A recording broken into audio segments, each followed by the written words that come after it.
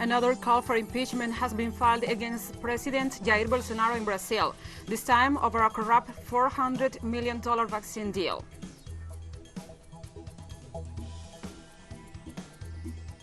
COVID-19 infection rates are rising in Africa as the Delta variant spreads and the continent continues to suffer the unfair global distribution of vaccines.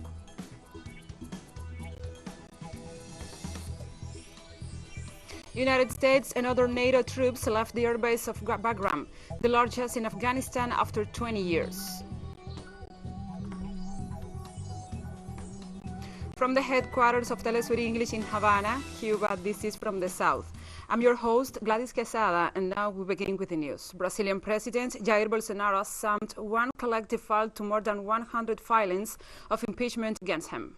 The latest file, introduced to the lower house of Congress on Wednesday, was supported by lawmakers from different parties, social groups and lawyers, this time for another corruption scandal involving the purchase of Indian vaccines.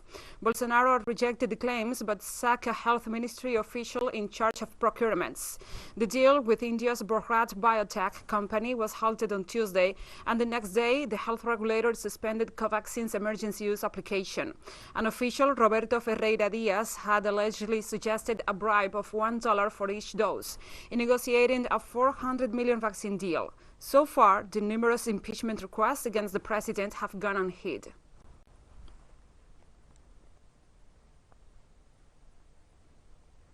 Those who presented impeachment requests from all political positions, left, center-left, right, center-right, everyone who wants and has the goal to free the country of a president who is unable to govern.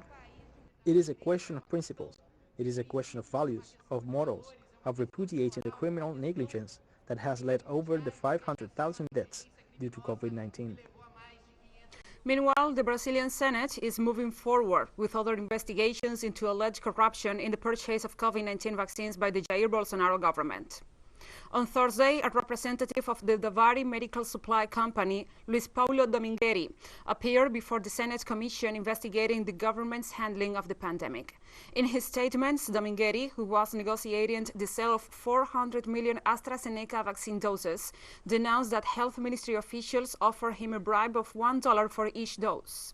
This accusation comes following the scandal over the overpriced purchase of vaccines from India.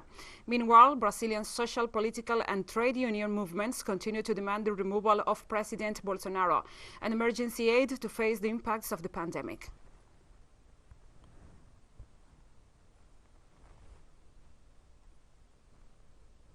And now we move on to other topics. In Venezuela, face-to-face classes are set to resume in October.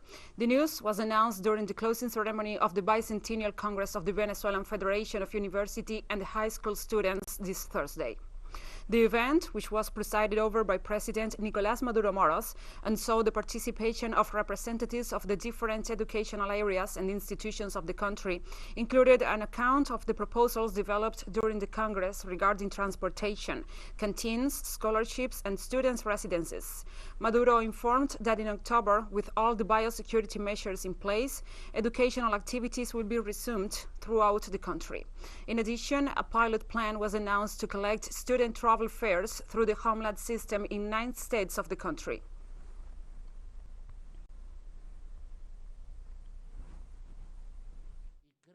I believe that the time has come, taking all the measures regarding vaccination, prevention, control, care and distancing. The time has come to resume face-to-face classes for Venezuelan students in October. Venezuelan President Nicolás Maduro denounced the visit of the U.S. Southern Command's commander and the head of the CIA to Colombia, stressing that the move is part of the ongoing plot to overthrow the Bolivarian government.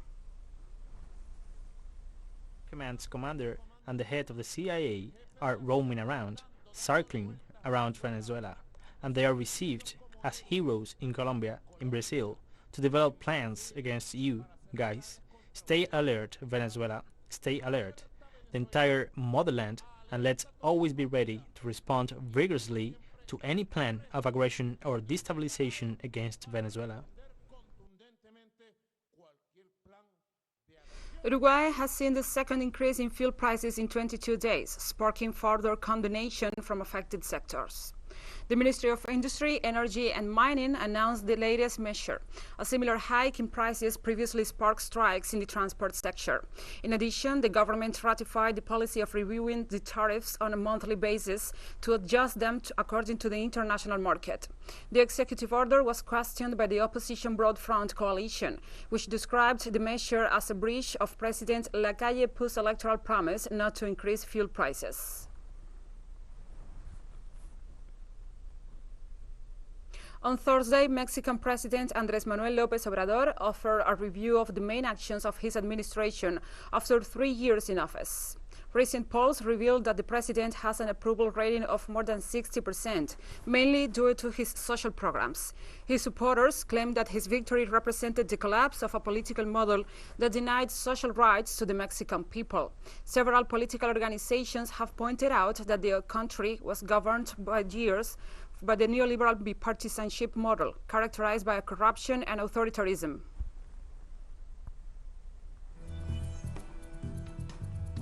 And we have more news after a short break. Stay with us.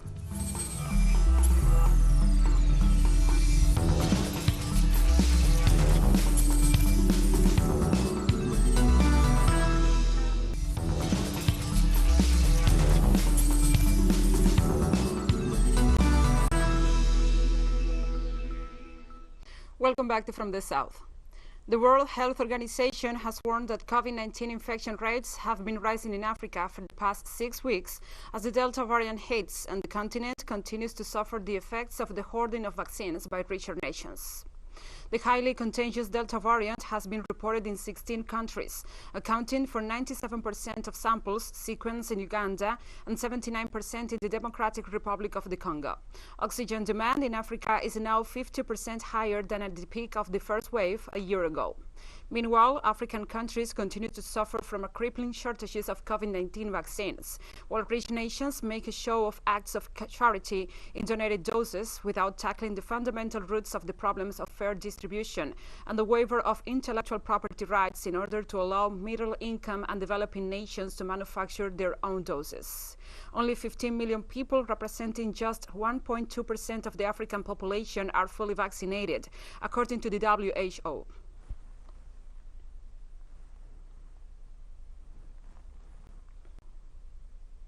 The Democratic Republic of Congo is in the throes of a third wave of the COVID-19, recording significant increases in the number of infections and deaths in recent weeks.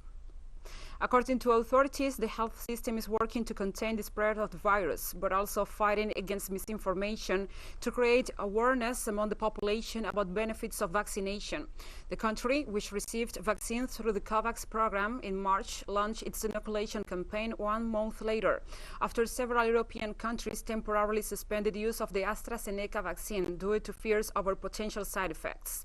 Authorities claim that large numbers of people are still suspicious of the drug and refuse to get vaccinated.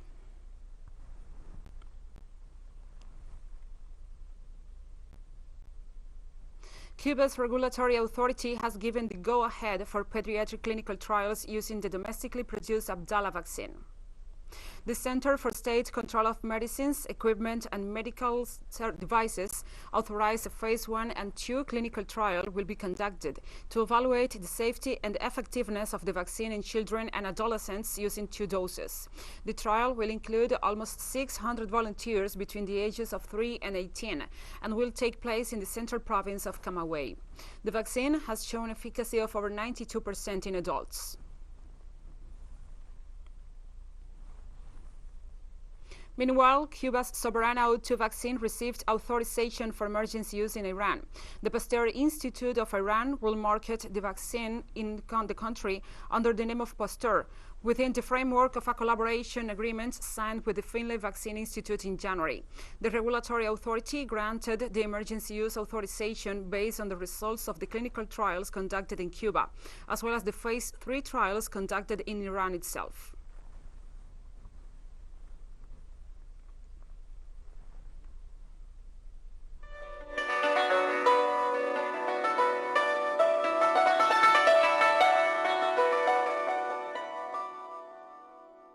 And the Communist Party of China celebrated its centenary with a spectacular ceremony held at Tiananmen Square in Beijing, where Chinese President and General Secretary of the party, Xi Jinping, stressed that the country's future holds more progress and prosperity. We have more on the events in the following report from our correspondent, Iramsi Peraza.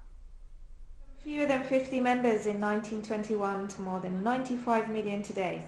From setting out on a major campaign to consolidate the country's unity, to leading the most impressive economic miracle of modern times. The Communist Party of China celebrated its 100 years of history that forever changed the course of the Asian giant and the world.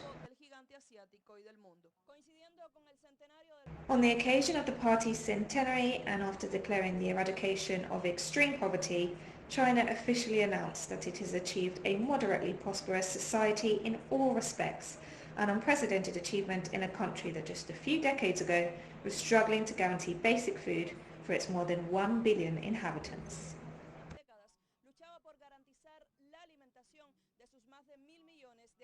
Through the continued efforts of the whole party and the entire nation, we have realized the first centenary goal of building a moderately prosperous society in all respects. This means that we have brought about a historic resolution to the problem of absolute poverty in China, and we are now marching in confident strides toward the second centenary goal of building China into a great modern socialist country in all respects.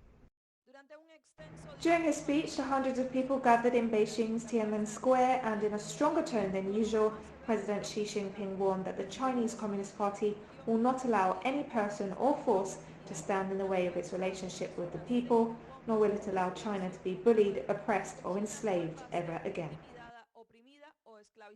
We will never allow any foreign force to bully, oppress or subjugate us. Anyone who would attempt to do so will find themselves on a collision course with the Great Wall of Steel forged by over 1.4 billion Chinese people. The nation that celebrated this Thursday the 100th anniversary of its ruling party is the world's second largest economy and a leader in cutting-edge technologies such as 5G networks. Under the leadership of the Communist Party, China also taught the world how to control the COVID-19. As a member of the Communist Party and a Chinese citizen, we have great confidence in the party's leadership, which can lead us to become richer and stronger. I am a doctor and I won this medal for my work fighting against COVID-19, a task in which the party guided us to dedicate the maximum efforts, and today we can see the results. You can see our joy because the party made us free, prosperous. For the Communist Party of China, this centenary is much more than a celebration, as it is an important moment to show and consolidate the achievements that have allowed it to transform the country into the second world power and have guaranteed confidence of the Chinese people. Iramsi Peraza, TeleSUR, Beijing, China. And we have more stories coming up after this final short break, so stay with us.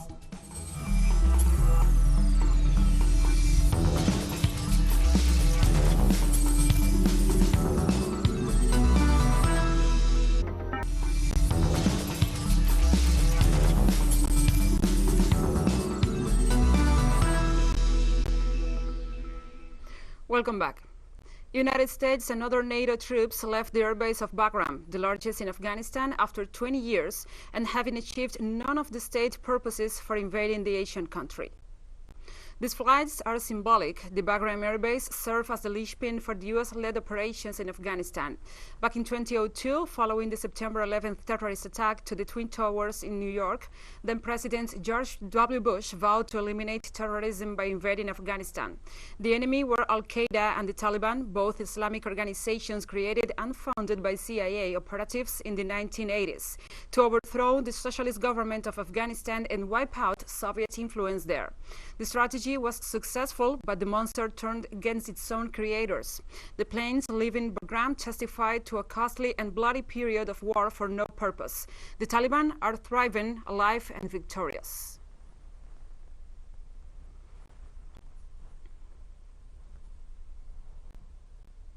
The Syrian people are the victims of an acute economic crisis caused by the terrorist war and the blockade imposed by the United States and its European allies. This situation is being exploited by Washington to carry out its plans against Syria, as condemned by the government and citizens of the Arab nation. We have more details in the following report from our correspondent Hisham Wanos.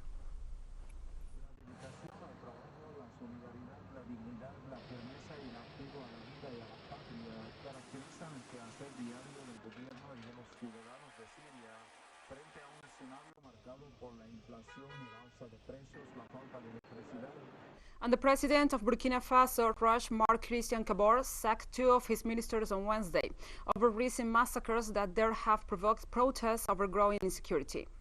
Kabore himself took over from Sheriff Sai as defense minister, while he appointed a new security minister according to 2 statements from the government. Earlier this month, the opposition called for the resignation of Prime Minister Christophe Dabire and Defense Minister Sheriff Sai, charged with responsibility for the rising tide of terrorist violence in the country. Burkina Faso has faced increasingly frequent and deadly attacks by extremist groups since 2015, causing some 1,500 casualties and forcing almost 1.5 million to flee their homes.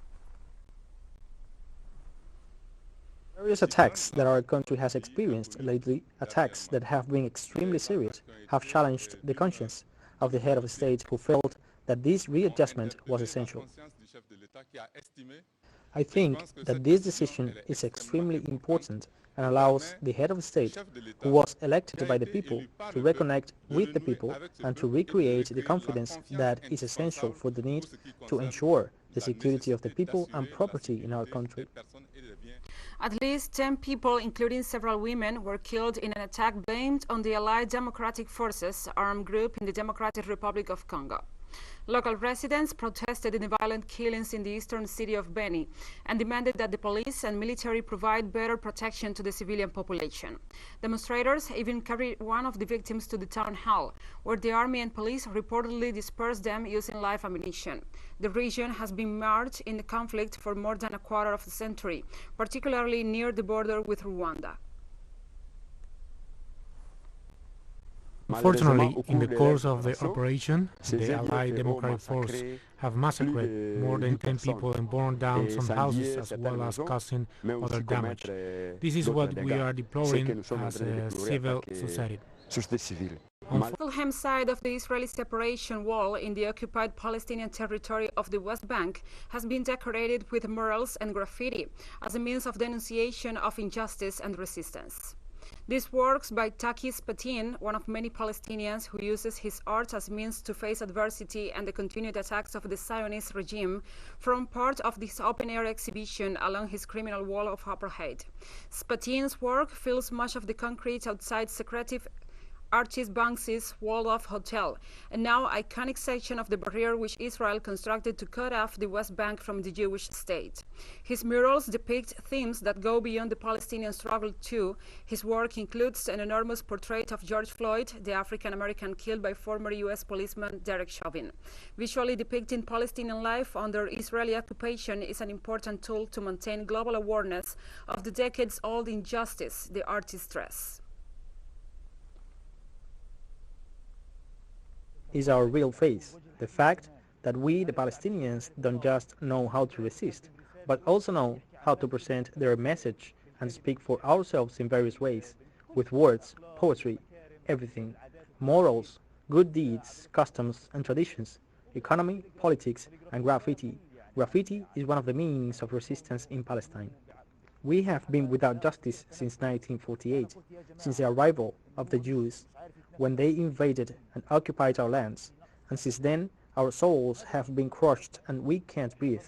Since then, justice has not just been lacking, it's been missing. And we have come to the end of this news brief. But remember, you can find these and many other stories on our website at telesurenglish.net. And also, if you feel so inclined, please join us on social media. We are on Facebook, Twitter, Instagram, and Telegram. For TeleSUR English, I'm your host, Gladys Quesada. Thank you for watching.